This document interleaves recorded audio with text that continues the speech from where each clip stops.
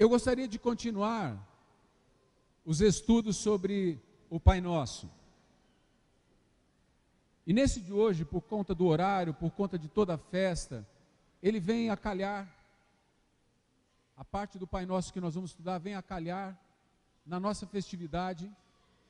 E eu gostaria de ser rápido também, para que a hora não se adiante aqui, e nós fiquemos aqui sentindo cansaço, né? Então eu gostaria de toda a tua atenção, por favor. Me acompanhe na leitura da palavra de Deus em Mateus capítulo 6, do verso 9 ao 13. É a oração que o Senhor Jesus nos ensinou como modelo de oração. Evangelho segundo Mateus, capítulo de número 6, a partir do verso de número 9. Jesus então diz assim, numa daquelas partes do Sermão do Monte, ele estava ensinando a orar, e depois de dizer que não deveríamos ser como hipócritas, procurando orar para sermos vistos pelas pessoas, nem deveríamos ficar usando de repetições, falando as mesmas coisas, porque ele sabe o que a gente quer dizer. Ele diz que isso é vão, ele diz que isso não é uma coisa legal de se fazer, ficar repetindo orações. Então ele começa a ensinar os seus discípulos a orar. Então ele começa dizendo, portanto, vocês orarão assim: Pai nosso que estás nos céus, santificado seja o teu nome, venha o teu reino, seja feita a tua vontade, assim na terra como nos céus. O pão nosso de cada dia nos dá hoje, e perdoa as nossas dívidas, assim como nós perdoamos aos nossos devedores. E não nos deixes cair em tentação, mas livra-nos do mal, pois teu é o reino, o poder e a glória para sempre. E ele ensina ainda a dizer, amém. Olha que interessante. Amém, amados? Nós já conversamos sobre Pai nosso que estás nos céus, sobre santificado seja o teu nome, sobre venha o teu reino. E hoje nós vamos falar sobre esta afirmação que Jesus coloca no modelo de oração: seja feita a tua vontade, assim na terra como nos céus. Então eu gostaria da sua atenção. Primeiro, para falar da vontade de Deus, nós já sabemos que a vontade de Deus para a sua igreja, a maior expressão da vontade de Deus para a sua igreja, está descrita em Mateus 28, do versículo 18 ao versículo 20. Ele diz para a igreja: todo o poder foi-me dado no céu e na terra, portanto ide e fazei discípulo de todas as nações, batizando-os em nome do Pai, e do Filho, e do Espírito Santo, ensinando-os a guardar todas as coisas que vos tenho ordenado, e eis que estarei convosco todos os dias, até a consumação dos séculos. Essa é a maior expressão da vontade de Deus para a sua igreja, para nós. É a ordem máxima, é chamada pelos teólogos, é chamada pelos missiólogos de a grande comissão, que Jesus deixa para a sua igreja: ide e fazei discípulos de todas as nações. Se você quer estar no centro da vontade de Deus, você tem que estar fazendo discípulos. Se você não está fazendo discípulos, você está fugindo daquilo que Deus mais deseja. Depois de Jesus morrer, ressuscitar, o que ele fala para a igreja? Vocês serão minhas testemunhas, lá em Atos 1, verso 8, tanto em Jerusalém como em toda a Judéia e Samaria, até os confins da terra. O maior anseio de Deus é que nós sejamos extensão da missão dele. Ele também disse: assim como o Pai me enviou a mim, eu vos envio a vós outros. Jesus, ele quer que façamos discípulos. Por isso, a missão desta igreja é ganhar, cuidar e multiplicar discípulos. E por isso nós incentivamos você a fazer isso, porque isso é o desejo maior, é o maior desejo de Deus. Por quê? Porque Ele veio lá do céu, Ele saiu do seu trono maravilhoso, trono ímpar, Ele saiu de lá, onde Ele não conhecia pecado, nunca havia experimentado pecado, nunca havia convivido com pecado. Quando Satanás, que era o querubim, ungido da guarda celestial, pecou, ele já mandou embora, colocou para fora. Quando Adão e Eva pecou, ele já colocou para fora do Éden, mas no trono, nunca havia passado o pecado. Jesus sai do trono, Ele desce da sua glória, se faz homem, como homem se faz servo, e Ele disse: eu vim buscar e salvar aquele que estava perdido. Este é o anseio de Jesus, buscar e salvar o homem perdido. E isso é o desejo dele para a sua igreja, que nós como igreja busquemos e salvemos o homem perdido. Porque o homem que ainda não entregou a sua vida a Jesus, a mulher que ainda não entregou a sua vida a Jesus, a pessoa que ainda não tem Jesus como seu único Senhor e Salvador, pode ter uma religião, pode ser desta igreja, pode ter a mim como pastor, mas ainda está perdido, porque só é filho de Deus aquele que se entrega a Deus para ser servo de Deus, para cumprir com sua vontade. Então, quando Jesus está ensinando a gente a ansiar nas nossas orações, para que a vontade dele seja feita nas nossas vidas, assim na terra como no céu, ele está falando disso, de cumprirmos com a sua vontade, com o seu desejo. Mas lá em Romanos 12, verso 2, a palavra de Deus diz que a vontade de Deus é boa, a vontade de Deus é perfeita, e a vontade de Deus é agradável. Quando você está, meu querido, minha querida, quando você está no centro da vontade de Deus, equipando discípulos de todas as nações, você começa a desfrutar de algo melhor, de algo bom, perfeito e agradável. Talvez você diga: pastor, mas eu estou na igreja há tanto tempo, e eu ainda não desfruto de algo bom, perfeito e agradável. Então verifique se você está cumprindo com a missão que Deus deu para você, porque muitos pensam que cumprem com a missão, chamando as pessoas para virem à igreja. Quando você traz uma pessoa à igreja, você não cumpriu com a sua missão. Muitas outras pessoas pensam que cumpriram com a sua missão e estão fazendo a vontade de Deus, quando elas fazem ou levam uma pessoa a fazer uma oração entregando a vida para Jesus. Você não cumpriu com a sua missão fazendo isso, porque a missão não é evangelizar, a missão é mais completa do que evangelizar, é fazer discípulos, é ir além de levar alguém até Jesus, é formar Jesus dentro dessa pessoa, é cuidar dela. Quando você coloca isso na sua vida, quando você coloca essa decisão na sua vida, coisas novas começam a acontecer. Coisas maravilhosas começam a acontecer. Não vai ser sem luta, mas vai ser cheio de vitórias. Vocês estão me escutando bem aí atrás? O som está chegando bem aí atrás? Jesus está falando da sua vontade. A sua vontade maior para a igreja é fazer discípulos.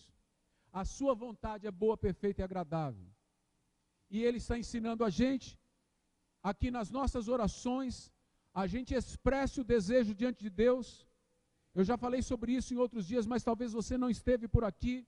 Jesus não falou para a gente orar esta oração. Jesus falou para a gente orar assim, dessa maneira, desejando que a vontade de Deus seja feita na nossa vida. Então aqui Ele está nos ensinando algumas coisas, nós podemos tirar alguns ensinos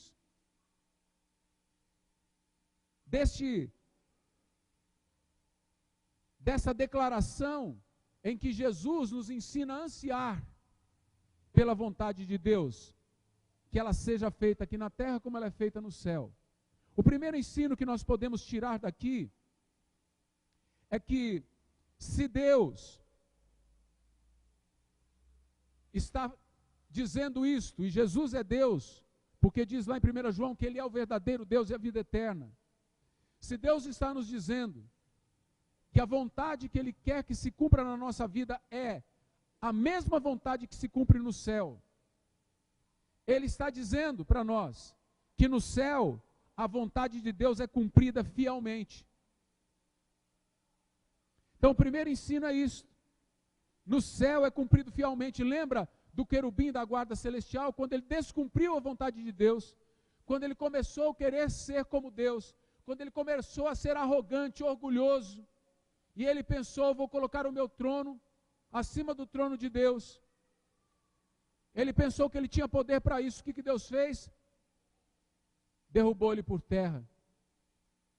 Todas as vezes que você se arroga ser alguma coisa, que você levanta o seu nariz, que você diz, eu penso assim, vai ser do meu jeito. Toda vez que você confia nas suas habilidades, somente, todas as vezes que você tira Deus da sua vida, e enfrenta a vida com suas próprias forças, você vai cair, como caiu Satanás.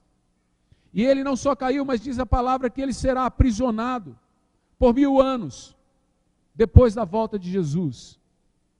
Ele não tem poder, ele não tem um poder de disputa com Deus. Não é yin e yang, não é bem e mal, é o Criador e uma criatura. Satanás é só uma criatura, é uma criatura habilidosa, é uma criatura poderosa, mas não é uma criatura à altura do Criador. E ele vai ser trancafiado, e não vai poder sair da cadeia que Deus colocar ele, porque ela é de segurança máxima. De lá ninguém sai, só vai ser solto para ser destruído e pulverizado pela glória de Deus. Então você tem que decidir se você vai fazer a vontade de Deus, como é feita no céu. No céu, ela é feita integralmente. Jesus quer discípulos que façam a sua vontade integralmente. Isso nos leva a outro ensino. O segundo ensino que tiramos daqui é que aqui na terra, os homens naturalmente, os homens em sua natureza humana, caída e pecaminosa, querem fazer a sua vontade. Para que Jesus estaria ensinando a gente pedir que seja feita a tua vontade, se nós estivéssemos fazendo a vontade dele?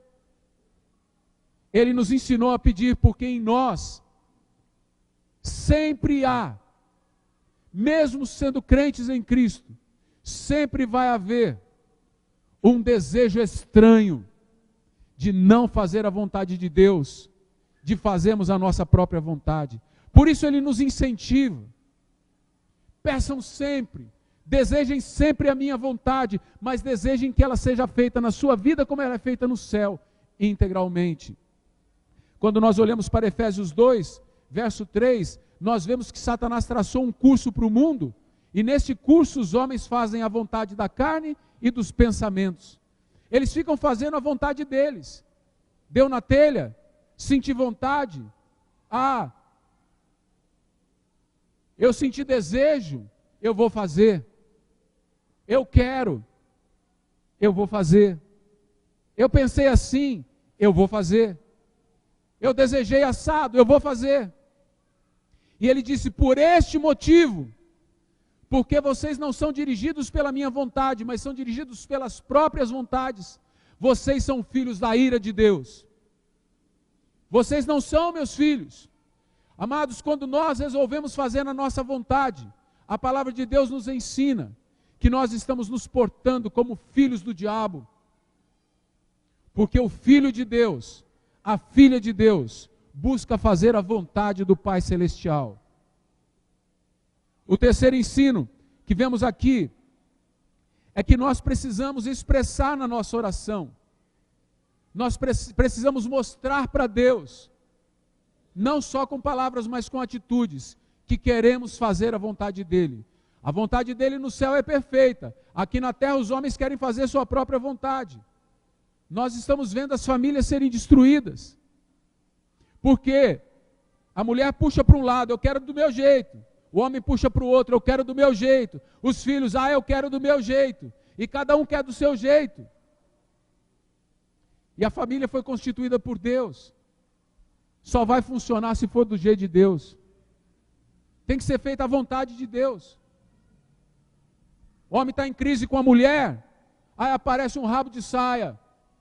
Aí ele fala assim: a minha mulher nem liga para mim. Essa daqui está falando palavras doces. Essa daqui está perfumando leito para mim. Essa daqui me quer. Ela chama de meu gostoso. A minha mulher fala que eu sou um cavalo e ela fala que eu sou um príncipe. Eu vou fazer a minha vontade. Deus quer que eu seja fiel à minha mulher e a ame e a ajude a pensar que eu não sou o cavalo, eu sou o príncipe. Basta que eu não dê coice, basta que eu não relinche. Basta que eu não esteja cheirando suor, que eu seja um camarada perfumado. Eu vou fazer a vontade do meu Pai, porque senão as minhas orações serão impedidas, porque senão eu vou perder a minha família e vou deixar um legado de desgraça para os meus filhos. A mulher está lá no cantinho dela, se sentindo a mais ultrajada das pessoas, porque o camarada, ele chega em casa, ele bate a porta, ele não olha para o rosto dela, ele não vê a menina que ela tem dentro de si, ele não é mais romântico, ele não ajoelha mais para pedir em casamento, ele fala: você quer? Você não quer? Vai ou não vai? Não, meu querido, não é assim não. E ela está lá sofrendo. E aí então, aquela manhã, depois daquela noite terrível, aquela noite que ele achou que ele foi o bam. E ela está magoada, ela chega no serviço, ela senta na sua escrivaninha. E então ela sente uma mão delicada sobre o ombro dela. E uma voz doce, aveludada, dizendo: bom dia, tudo bem com você? Você está linda esta manhã. Ela fala: achei o príncipe, porque o cavalo eu já sei onde está. E ela começa a achar que então eu vou fazer a minha vontade, e a minha vontade é escutar um pouco mais dessa voz. E essa voz vem lá do inferno. Essa voz é só marketing satânico na vida dela. E é assim que as famílias são destruídas. É desse jeito. Menino está lá em casa, dá tudo errado. A menina está lá em casa, está tudo errado. Pai bravo, mãe brava, ninguém liga para ele. Ele sai na rua aquele dia e ele encontra um camarada bacana. O camarada dá o toque de mano nele, fala: e aí, parceiro, beleza? Pá! Pega firme na mão dele, mostra para ele que existe firmeza ali, e diz para ele: como que é, camarada, você está bem? E as paradas, como que vão? É o seguinte, tem um negócio legal para ti, vai te deixar ligadaço, você vai ser o cara, mano.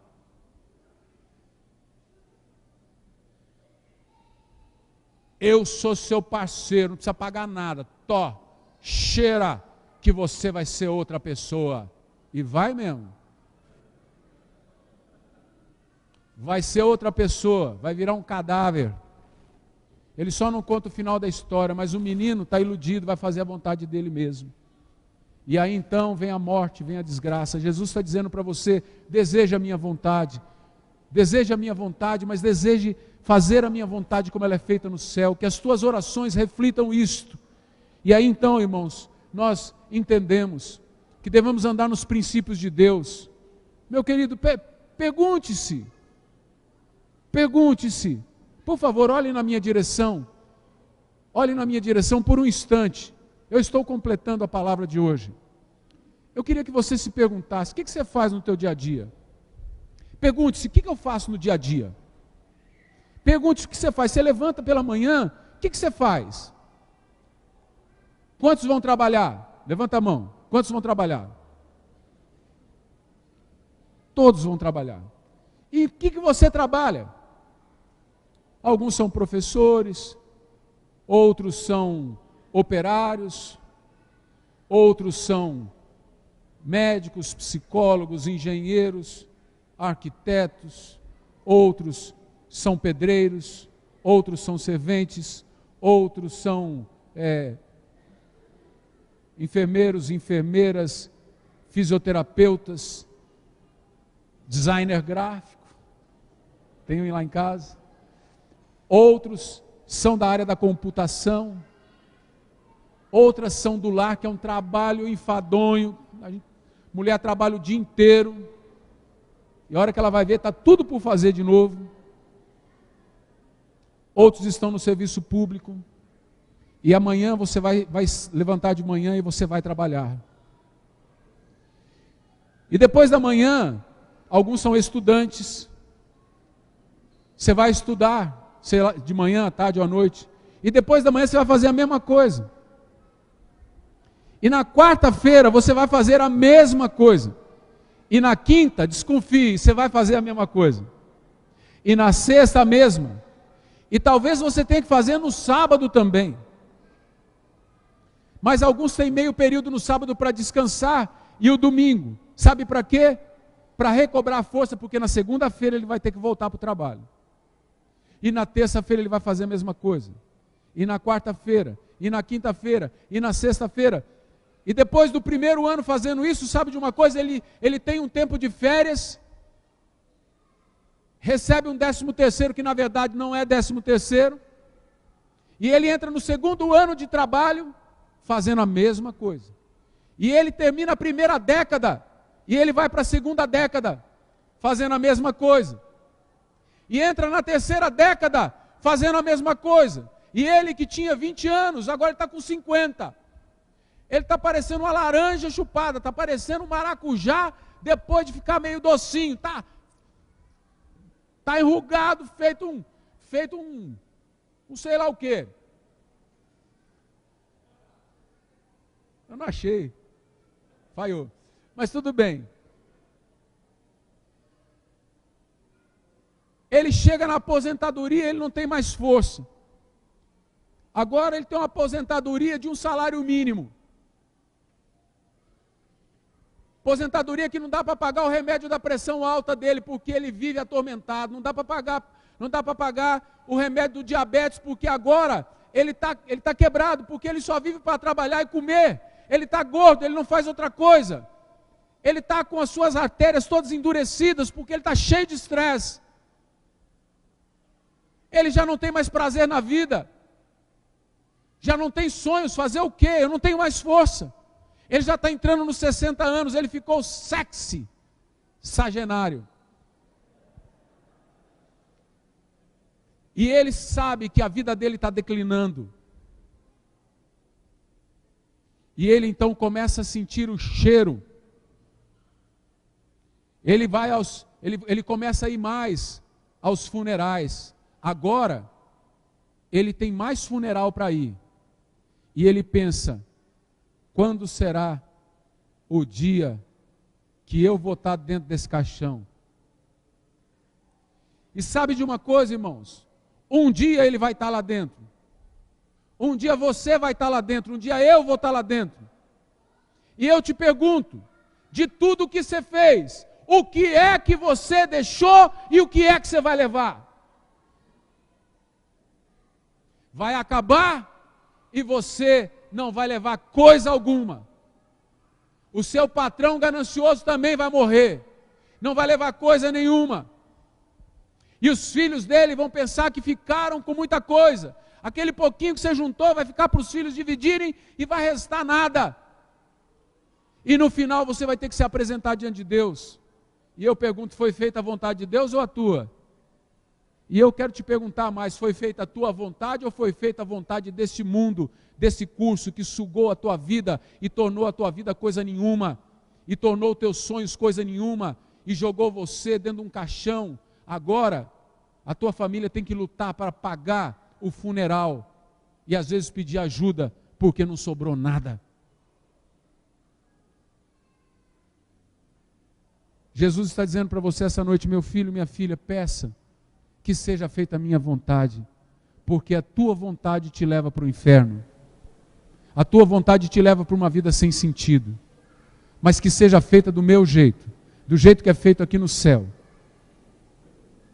Vai fazer a minha vontade, porque isso vai ser bom, vai ser perfeito e vai ser agradável para você. Hoje é um dia, meu querido, de se reconciliar com Deus. Hoje é um dia de você retomar sua história. Hoje é um dia de você emendar os teus caminhos. Por isso eu quero te dar a oportunidade de fazer uma oração. Quero que você feche os teus olhos. Se você não quiser fechar também, não precisa fechar, mas eu gostaria de pedir que você fechasse para você não ficar se distraindo com alguma coisa ou com alguém que agora por Satanás quer tirar a tua atenção, quer conversar com você. Porque agora dentro da própria igreja, os lobos começam a querer mimo. Não deixa ninguém te distrair. Fala com Jesus agora e diga assim para Jesus: Senhor Jesus. Diga no teu coração: Senhor Jesus, eu quero entregar a minha vida para o Senhor. Eu quero que a tua vontade seja feita na minha vida. Não quero mais que seja do meu jeito, porque eu descobri que do meu jeito não é do meu jeito. É do jeito que me impuseram ser. Eu quero que seja do teu jeito. Jesus, eu quero entregar a minha vida para o Senhor, para que o Senhor seja o dono da minha vida, o meu Salvador, o meu Senhor, o meu guia, o meu timoneiro, o meu piloto. Que o Senhor esteja regendo a minha vida como meu Senhor e meu Rei. Eu me entrego ao Senhor esta noite, em nome de Jesus.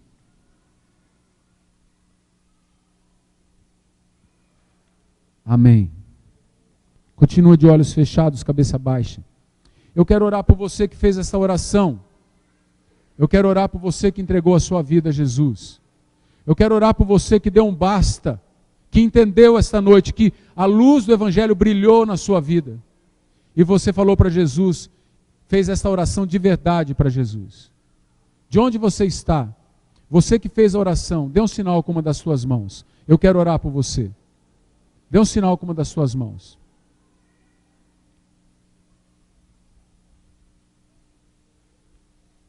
De onde você está? Amém, querida? Glória a Deus. Amém.